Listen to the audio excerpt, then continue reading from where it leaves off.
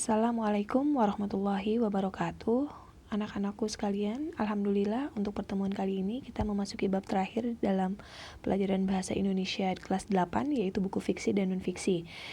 Ini akan masuk materinya di ujian akhir semester nanti. Jadi total ada 5 bab yang akan masuk ke ujian akhir semester untuk pelajaran bahasa Indonesia. Ustazah review sedikit ya.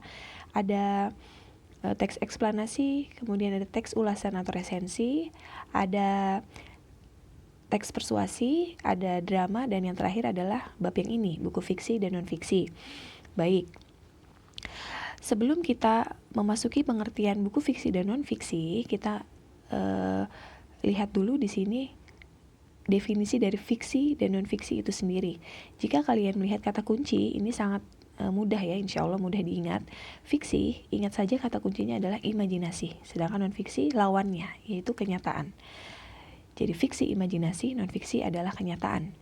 Fiksi di sini didefinisikan yaitu jenis tulisan berdasarkan imajinasi dari pengarangnya, sedangkan non-fiksi adalah jenis tulisan berdasarkan kenyataan atau mengacu pada dunia nyata. Di sini jelas ya, jadi fiksi imajinasi, non-fiksi kenyataan. Kemudian di sini ada beberapa contoh tulisan fiksi. Yang pertama, jadi beberapa contoh tulisan imajinasi, yaitu ciptaan atau karya dari pengarangnya. Jadi sebenarnya tidak ada, tetapi pengarangnya itu menciptakan sendiri dari imajinasinya dia. Yang pertama ada novel, kemudian drama, ada cerita bersambung atau bercerbung, puisi, komik, dan film. Jadi kesemua tulisan ini adalah karangan dari yang menulis atau yang menciptakan. Sebenarnya di dunia nyata tidak ada, tetapi diciptakan. Ya, kayak misalnya novel. Di sini novel ini misalnya ada satu ciptaan karakter yang di dunia nyata tuh nggak ada. Jadi di situ diciptakan seorang tokoh yang begini, kemudian tempatnya pun sama, latar tempatnya. Komik juga begitu, tokohnya diciptakan oleh pengarangnya. Film juga sama, drama juga begitu. Jadi semuanya itu adalah hanya karangan, tidak nyata. Itu adalah imajinasi. Ya. Kemudian lanjut. Ini adalah contoh tulisan non-fiksi. Tadi non-fiksi kata kuncinya kenyataan. Berarti ada dia. Di dunia nyata tuh ada. Yang pertama ada surat kabar, kemudian laporan, artikel ilmiah, tesis. Tesis ini untuk S3 ya. Kalau S2, kalau S1 itu adalah skripsi, sedangkan S2 tesis, S3 disertasi namanya, tapi keseluruhan disebutnya memang tesis. Kemudian ada paper, dan yang terakhir ada artikel. Di tulisan yang non-fiksi ini semuanya berdasarkan kenyataan. Ya, jadi misalkan di surat kabar atau koran misalnya, itu akan ada berita-berita yang nyata hari itu, misalnya telah terjadi kecelakaan di mana. Jadi semua ditulis berdasarkan fakta atau kenyataan. Laporan juga sama, misalnya melaporkan kegiatan kunjungan ke museum apa. Nah, di situ disebutkan kan itu jadi beneran terjadi. Misalnya siswa-siswi Al-Wildan pada tanggal 12 Mei 2020 berkunjung ke museum ini dengan jumlah peserta sebanyak ini. Nah, itu kan semuanya kenyataan. Jadi yang ditulis atau tulisan non-fiksi ini semua adalah nyata atau benar atau berdasarkan fakta. Begitupun artikel ilmiah juga nanti melaporkan penelitian apa yang ditemukan, kemudian objek penelitiannya apa. Nah, sama tesis juga begitu, paper juga begitu, artikel juga begitu. Jadi semuanya itu ditulis berdasarkan fakta yang ada di lapangan. Nah, lanjut. Nah, kita masuk ke perbedaan buku fiksi dan non-fiksi. Nah, tadi fiksi kata kuncinya imajinasi, non-fiksi kenyataan. Buku fiksi adalah buku yang cerita di dalamnya tidak nyata atau karangan. Jadi novel itu adalah karangan, terus drama adalah karangan. Apalagi tadi contoh tulisan fiksi. Kemudian ada komik juga karangan. Jadi tokohnya karangan, tempatnya juga karangan, tidak nyata gitu ya. Terus apalagi tadi ada cerita bersambung, kemudian puisi, drama. Nah, itu contoh fiksi. Kemudian kalau untuk buku non-fiksi adalah buku yang cerita di dalamnya berdasarkan fakta, pengalaman kisah nyata atau analisis suatu masalah. Nah, tadi ada surat kabar berdasarkan fakta kan. atau misalnya apalagi tadi artikel. Nah, tapi di sini kita itu tadi kan tulisan ya. Jadi kita di sini spesifikasi kita sempitkan lagi bahwa buku fiksi dan non fiksi ini ada beberapa contoh. Jadi bentuknya buku. Kalau di buku fiksi misalnya, ya bentuknya buku apa? Tadi novel, bentuknya kan buku.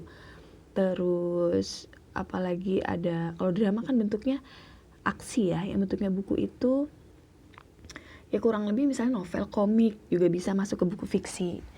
Kalau buku non fiksi, apa ya bentuknya buku? Misalnya ada kalau di contohnya tadi adalah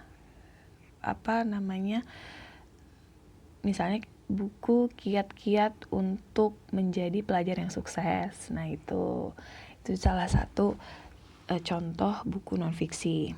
Nah di sini buku fiksi dan non fiksi bisa kita analisis atau bisa kita nilai. Ini berkaitan dengan teks ulasan atau resensi. Jadi kalau menilai atau menganalisis sebuah buku, baik buku fiksi atau non fiksi itu, kita akan menilai beberapa aspek. Yang pertama, kelebihan dan kelemahan buku itu sendiri. Kelebihan itu namanya adalah keunggulan buku. Dan yang kedua adalah isi buku. Jadi kalau kita mau menilai sebuah buku, ya kan kita pernah ya membahas tentang teks resensi atau ulasan, yaitu misalnya kelemahan buku ini. Jadi bisa buku fiksi atau non fiksi, boleh dua-duanya.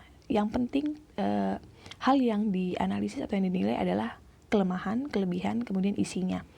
Kelemahannya misalnya covernya terlalu lemas gitu ya, covernya itu bagian depan sehingga mudah sobek, kelemahannya misalnya. Tetapi kelebihannya di situ kelebihannya misalnya harganya terjangkau gitu, dari segi belum masuk ke dalamnya ya, baru kemudian isinya. Kelemahannya misalnya isinya terlalu berbelit-belit ceritanya, jadi membuat pembaca tidak paham, atau ceritanya terlalu mudah ditebak. Kelemahannya misalnya tentang isi buku. Kemudian isi buku masuk ke cerita, maksudnya misalnya kelebihannya itu di isinya, ceritanya sangat menarik karena berkaitan dengan kehidupan siswi sehari-hari, jadi mudah untuk dipahami, atau lebih dekat ceritanya dengan remaja gitu ya. Jadi hal-hal seperti itu yang biasanya dinilai dalam buku fiksi dan non fiksi. Kemudian ada juga istilah-istilah yang biasanya muncul ketika kita menganalisis buku fiksi dan non fiksi.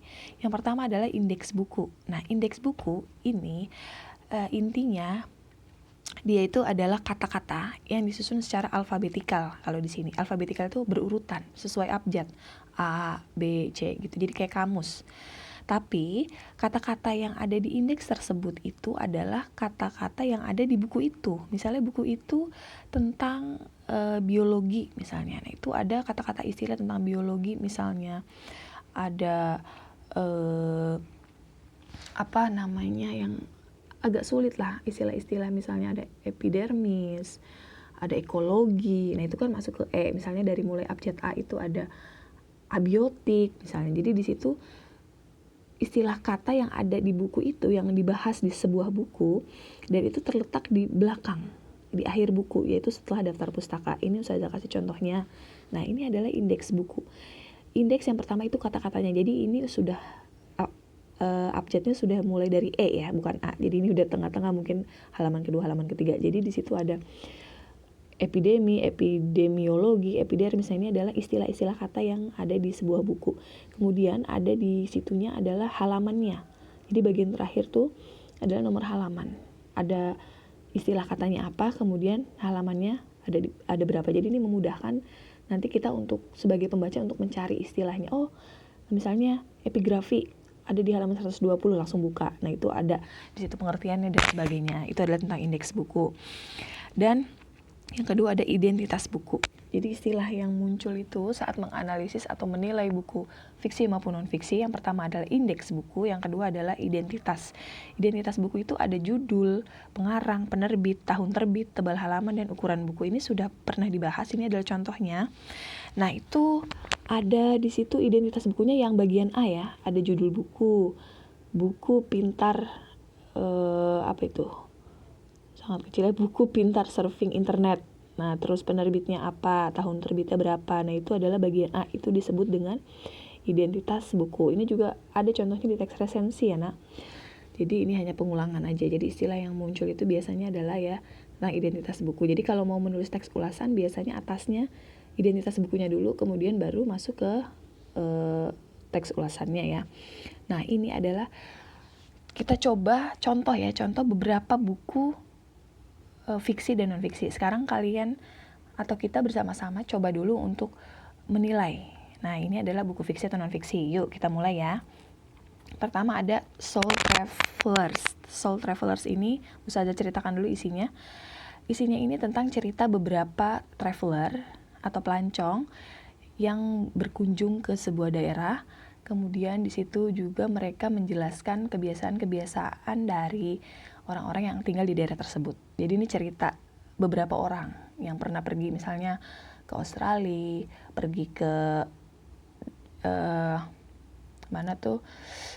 Amerika. Nah itu. Nah di situ mereka bercerita. Kira-kira itu nyata atau tidak?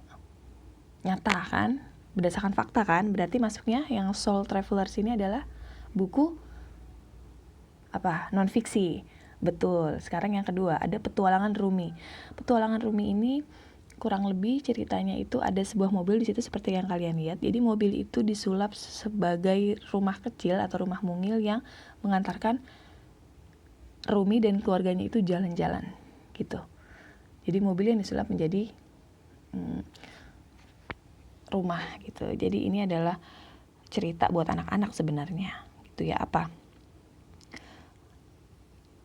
Fakta, berdasarkan fakta atau karangan.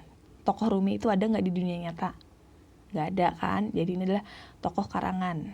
Untuk mendekatkan diri kepada anak-anak, dibuatlah tokoh Rumi ini yang suka berpetualang. Berarti ini adalah jenis buku fiksi. Tuh, lanjut.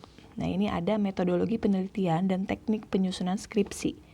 Nah, di sini dalamnya ada bagaimana caranya menyusun skripsi, 1, caranya ini, 2, ini, 3, ini. Jadi ini biasanya bukunya ditujukan untuk mahasiswa yang ingin menyusun tugas akhir.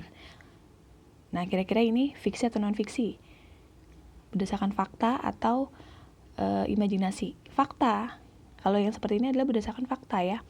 Jadi pasti tipsnya itu adalah ya yang akan dilakukan gitu. Jadi harus benar-benar dilakukan supaya dia bisa menyusun skripsi. Jadi ini adalah jenis buku non-fiksi. Yang terakhir ada Ayat-Ayat Cinta. Ini novel. Ya, Ayat-Ayat Cinta ini novel sangat terkenal. Kira-kira fiksi non-fiksi? Kalau novel tadi apa contohnya? Nah, buku fiksi ya. Jadi ini adalah buku fiksi. Nah, berikut adalah ya ada 4 tadi buku. Contohnya itu kurang lebih seperti itu ya, fiksi dan non fiksi. Semoga anak-anakku bisa lebih paham sampai di sini. Sekian dari Ustazah. Jaga kesehatan dan insya Allah kita bisa bertemu lagi mungkin di tahun ajaran nanti. Sekian, subhanakallahumma wa bihamdika asyhadu alla ilaha illa anta astaghfiruka wa atubu ilaik.